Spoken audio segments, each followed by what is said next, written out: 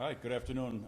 Standing with the Acting Erie County District Attorney Michael Kane, we want to provide an update on the incident that occurred yesterday and what the status of that is at this point. About 11 o'clock yesterday morning, C District officers responded to the first block of Moselle where there was a man with a gun call that went out. When officers arrived on scene, they were unable to locate a complainant, unable to locate anyone matching a description. There was nobody on scene at that point.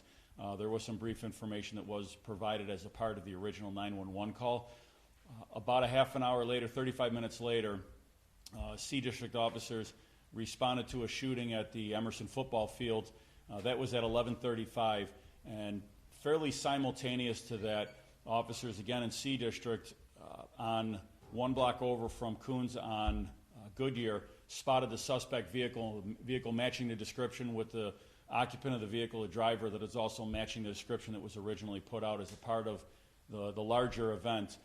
There was a brief interaction between the officer giving some commands to the occupant of the vehicle who failed to comply, put the car in reverse, and reversed down Goodyear, I should say north on Goodyear, backing up with a police car going after that vehicle.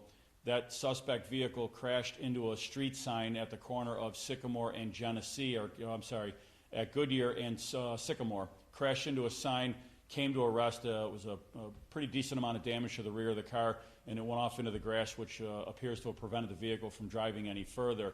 The officers exited their vehicle, continued giving verbal commands. The suspect exited the vehicle, went down on the ground, and at that point the officer made some observations while attempting to take the suspect into custody. Before long, a handgun was observed right around the location of where the suspect was. It was a 9mm semi-automatic handgun.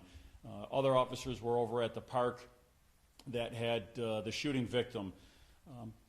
Going back a little bit, when the investigation so far has revealed that the suspect took a female from the first block of Moselle. It appears to be at this point the investigation showing against her will at gunpoint into the vehicle, forcing her to drive the vehicle. There was another person in the vehicle that we are investigating at this point, another victim that was in the car. We're still working through that, and I preface this with there's a lot of investigating and interviewing that still needs to be done. The suspect led them over to the football field, at which point ordered them out of the car. They walked through the parking lot to a point where they encountered another female, and the suspect robbed her, this female victim, of her cell phone, and then advanced further and encountered this male, and the allegation is that he ordered him to give up his chain. There was some verbal interaction that occurred between both. The information was provided to us that the suspect attempted to fire his gun, and it's believed that it misfired. We have not determined if that's how that actually played out. However, the victim turned around to walk away, and at that point, the suspect was successfully able to fire multiple rounds from his handgun. The victim sustained 2 gunshots, one to his right shin, one to his left foot, and at that point, the suspect ran back to his vehicle with the female victim attempting to flee the scene, at which point that's when the officers encountered this suspect vehicle when they were back in the vehicle just off of the access road from the Emerson football field. The officers responded. They were on scene almost immediately. The work that the officers did was fantastic work. They got this individual before it could turn into some type of a vehicle pursuit, a dangerous vehicle pursuit. They collected evidence. Detectives were on this case immediately and put this case together working with the Erie County District Attorney's Office. As far as the football game goes, our community services lieutenant has a very extensive relationship with the various football leagues. There are meetings that occur early on in the summer before the season starts. There are expectations that are made of the football teams. The schedules are provided. The City Parks Department and the Police Department have these schedules, and we work it out so that we have our neighborhood engagement team officers, community police officers at these games, as well as our district officers that are providing directed patrols and spending time to and from the various games that occur on Saturdays. Games are not supposed to occur on Sundays without the approval of the City of Buffalo Parks Department and the Police Department, and I say and the Police Department. The games that occurred yesterday, and there were, to the best of my knowledge, at least 3 games that were scheduled to occur. They were not authorized. They were not authorized to play at that field, and those games should not have been played yesterday. We were not aware of it. A phone call was made to our community services lieutenant in the morning before the game started. However, she did not get that call. It went to her work phone, and she was at church at the time, not giving up too much information. The point being is that you can't call an hour and a half before a game starts without making these arrangements. So it may be said that an attempt to make a call to get these games in was made, but that's just not sufficient enough. Based on what happened yesterday and the fact that these games occurred without approval of the City Parks Department and approval of the Police Department, our Community Services Lieutenant has ordered in the Football League. They are coming in for a meeting this evening. Those logistics are being worked out, but another meeting is going to occur, and there are meetings that regularly occur, so that will be held again tonight to go over the scheduling, the rules, and to make sure that whatever is being done, is supposed to be done, is being done. Part of the Football League, they also have field marshals that handle security. Those field marshals do receive instructions from our police department on what they're supposed to do, what they're not supposed to do, when they should call police. And as I said, we do provide an extensive amount of presence. We may not be at the entire game and all of the games, but we certainly provide a lot of presence to and from. If there's a particular game that might be a big rivalry game, or we get intelligence there might be something of concern, then we will certainly have our officers there for the entirety of that game. With that, as far as getting into the defendant, the information and the charges and what happened, I'm going to turn this over to the Erie County District Attorney, Michael Kane. Thank you, Commissioner. So 29-year-old Rashawn Mallory was arrested yesterday, as just mentioned by laid out by the Commissioner. He was arraigned this morning in Buffalo City Court, and he's been charged with a number of crimes. These are allegations at this point, and of course he is presumed innocent at this time. Mr. Mallory was arraigned before Judge Phillips on the first incident that happened about an hour before that happened on Moselle Street around 11 o'clock in the morning, when he kidnapped the young woman that the Commissioner described. He's been charged with robbery in the first degree for taking her phone under force, and kidnapping in the second degree, along with criminal possession of a weapon in the second degree, that is possession of a gun, a loaded firearm that we believe was used shortly thereafter at the football game. The robbery and the kidnapping first are the most serious charges. Those are B, violent felonies in New York State, and carry with it penalties up to as much as 25 years in prison. The criminal possession of a weapon in the second degree is a C felony and carries with it incarceration of as much as 15 years in state prison. Those are the three most serious counts related to the first incident that happened yesterday, late morning.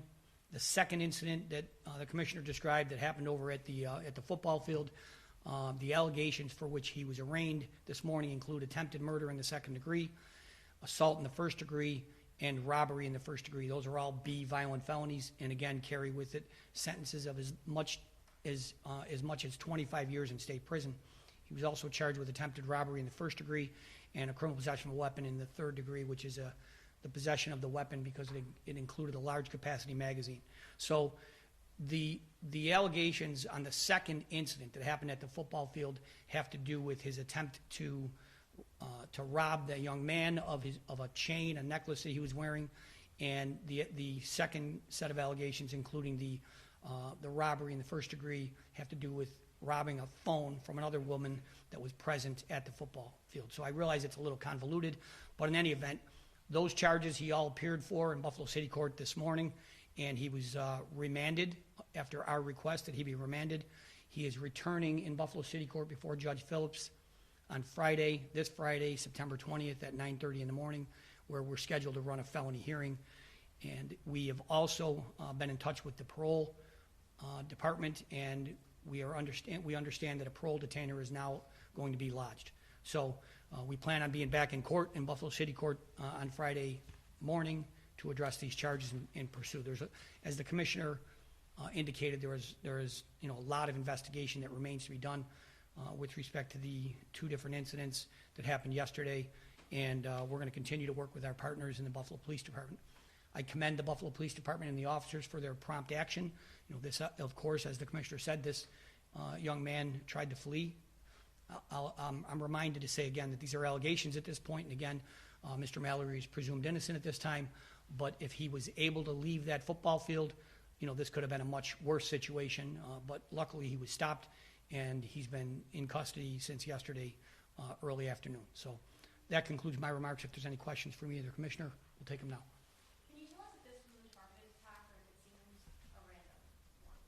That's still part of the investigation. So work has not stopped since yesterday. Detectives were back out canvassing today. There's a lot of interviews, so I can't answer that question at this point. And as far as the football game is concerned, you said it was a league game.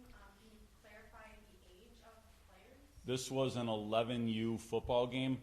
There was another game that was scheduled after that, and then another league I was told is supposed to be playing after that game, but we stopped any games after. Once this occurred, we shut down the games.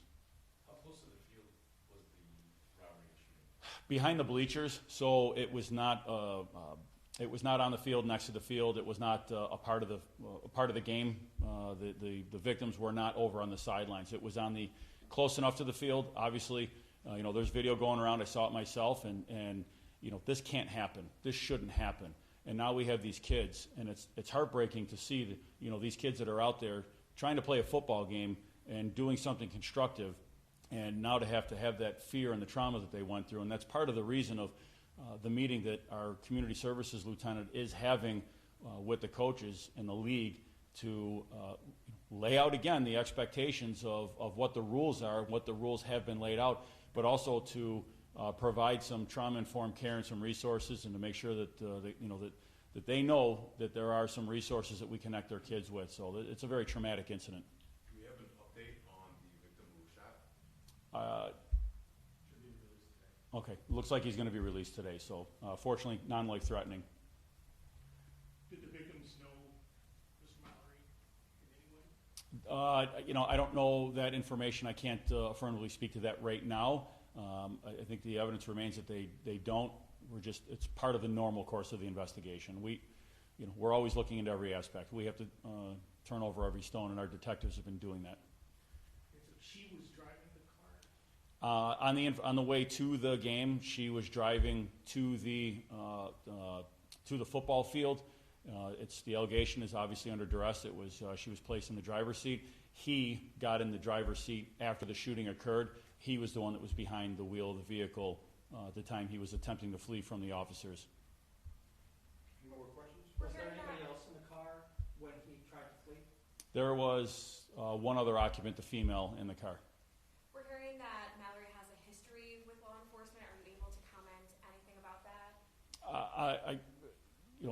I'm not going to get into. He's on parole. We do know that, so I'm not going to get into all of the history of this. I'm sure you'll be able to ascertain that through court records. Anyone else? Just one more. The football league is meeting tonight with who? Our community services lieutenant, a district captain where it occurred, the C district district captain. Thank you. Is this the same league in the same field where Marcel Aldridge was shot 5 years ago? It is the same field, but it is not the same team. He was a coach of the Ducks. It's my information that the Ducks were scheduled to play later that day, which, again, did not have authorization to play on that field. That game was canceled by us, but this league, the team that was playing earlier, was not the same team, but it was the same field. And there has been some changes made over there that certainly at least helps with some of the traffic flow problems over there. We increased our police presence at these games. There are not as many teams and leagues that there was back then, and even in the years prior to that. It's the avenues of egress out of that parking lot. It was a dead-end street back when that occurred, and the city made some changes over there. But it was back in 2019 that occurred.